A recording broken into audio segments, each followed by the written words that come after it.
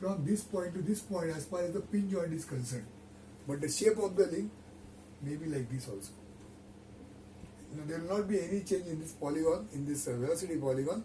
There will not be any change in the movement of this mechanism, working of the mechanism, no change, because this point A and this point B and the distance between A and B is still the same. Although you are expanded, nothing is going to happen. This is called as expansion. There is one more example, let us see. Now this is link number 4. Okay, it has got certain length, this much, and so on, and pin joint here and pin joint here. Now what I'll do is I'll just change the shape of the link. Let us see what happens because of that. So let me remove this shape.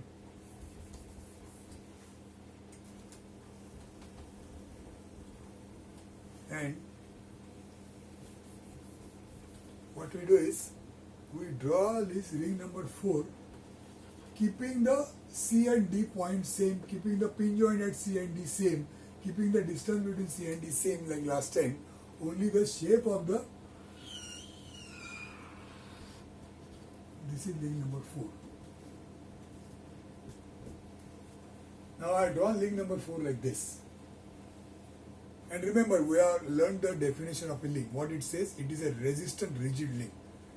Rigid means there is not going to be any change. That means there is not going to be any deformation. It is not going to bend like this. So its shape is going to remain like this. And the distance between C and D is also not going to change. Only the shape is, instead of straight line, the shape is like this. Now will it make any difference in the polygon? Whatever work we have done earlier and this what is done, will there be any change that will take place? That means velocity of C with respect to B, will it be different from this? Velocity of C with respect to D, will it be different from what is calculated earlier? Because of the change in the shape. The answer is no. There will not be any change here because the distance between the two is same. The shape of the line link is of no use for us. That means you can change the shape of the link and it will still function the same way, and this is the expansion of a link. Okay. Now another thing, suppose we change the shape further, or maybe I will do that here. This link number 3 which is shown like this, suppose I change its shape to a triangle. So this link number 3 is given this kind of a shape. Link number 4 is given this shape, no change here. Link number 3 is now given this shape without changing the points B and C. Distance between B and C is same, pin joint is still at C, pin joint is still at B, and we have created one more point F, and this has become the shape of the link 3 now. Now again, will this make any difference here in the polygon, in the velocity, the magnitudes and such things? Again the answer is no, because A is still there, B is still there, C is still there, D is still there.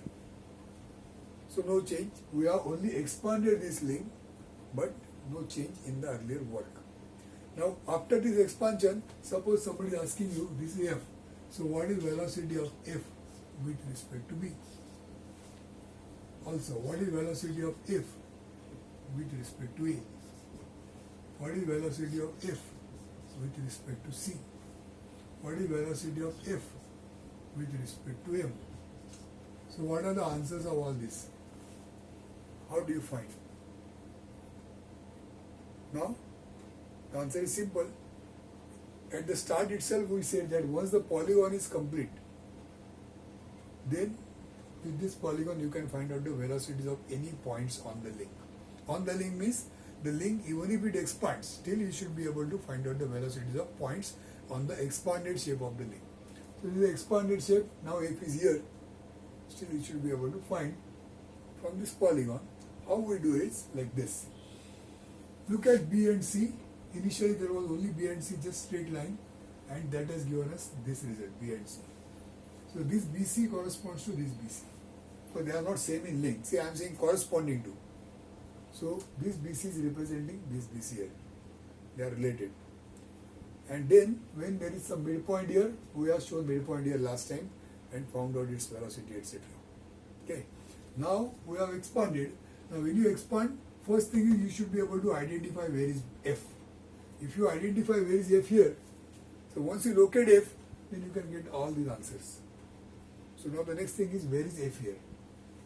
How do you find out where is F here? Now see, as I said earlier, any question, when I ask you any question, what do? Create a similar question whose answer you know. And that will give you the answer of my question. So my question is, how do you find out F here? What question you will create? How do you find out? See, I will call it a G. Midpoint is G. How do you find out F? You create a question in your mind. How do I find out G? Whose answer you know? Where is G? G is here. Midpoint here, midpoint here. Okay. Now, if G you know, F is asked. Now you create one more question whose answer you may be able to get by some thinking. Now here I am moving slightly in this direction and got point H. I moved slightly away from this line and H is obtained. Let us find out what is H, where is H here. Now since it has moved perpendicular to this line, here also you have to move perpendicular to this line, and then proportionate distance G to H, whatever was proportion of BC and BC, say I write here BC to BC, there is some proportion. So by the same scale, GH, if you find out the same proportion, that will be the length GH, which you have to take from this G, and then you will mark with that distance GH point H. Right? It is simple to understand. What is done here? Same thing we are trying to do here. Now the only thing is GH, that distance GH, shall I take on this side or this side? Whether H is here or whether H is here, which is correct? That will be the only confusion which will be left in your mind. But otherwise, H which is almost obtained. Okay. Now what could be the answer here? This H or this H?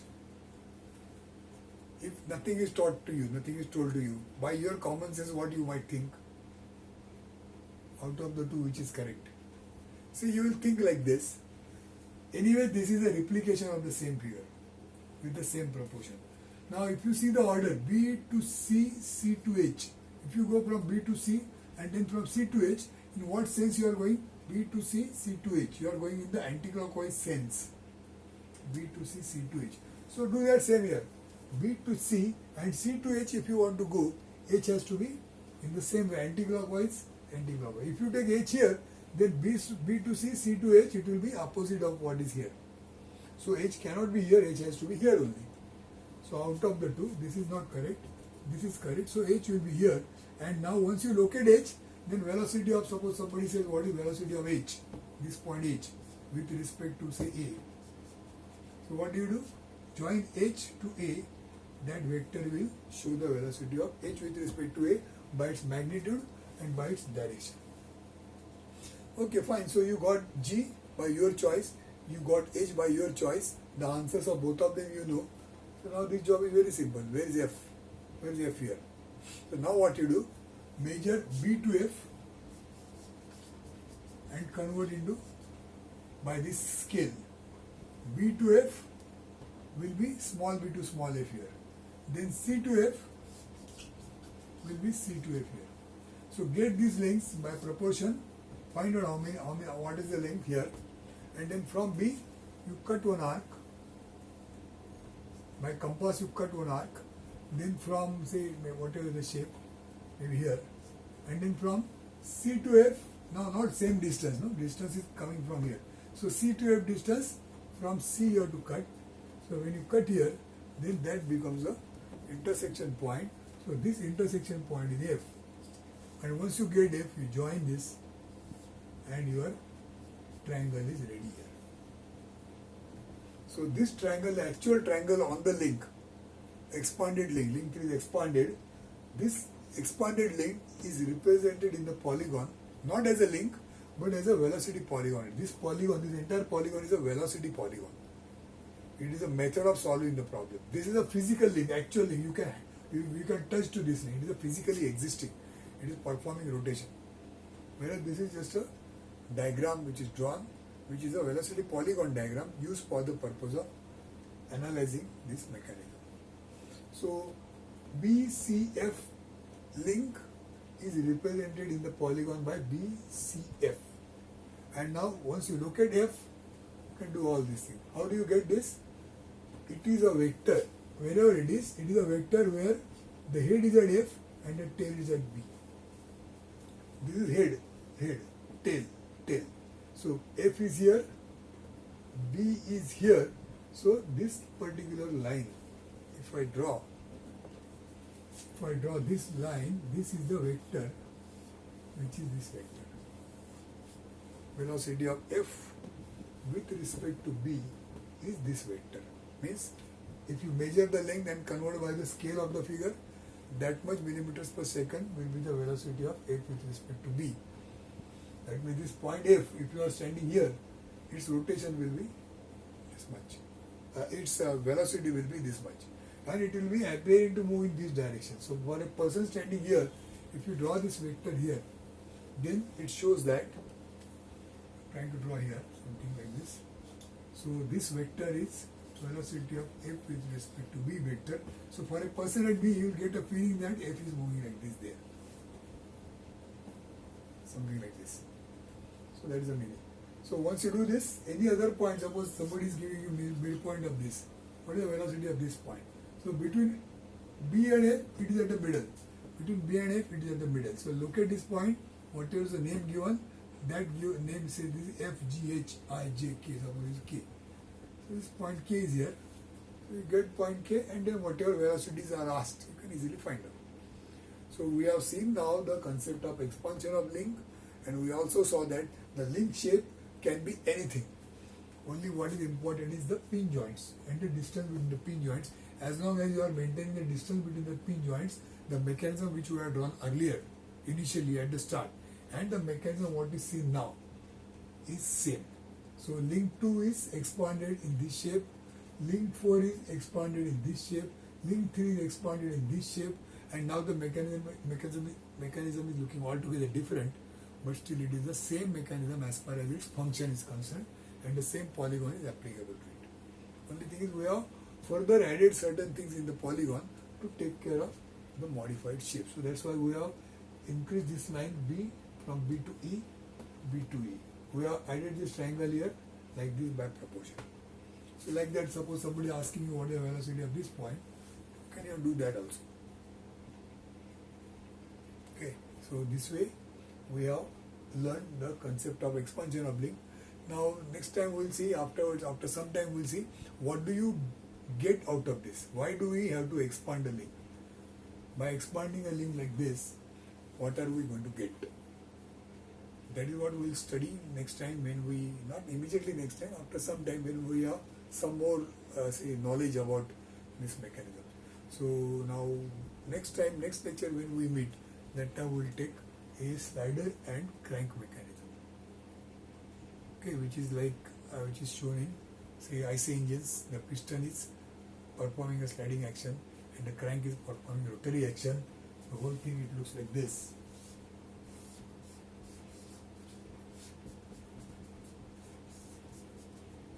So this crank is rotating like this, and as a result this piston is performing reciprocating action. So this becomes again a 4-bar mechanism. So how to analyze this kind of mechanism after learning this kind of work? So that is what we will see next time.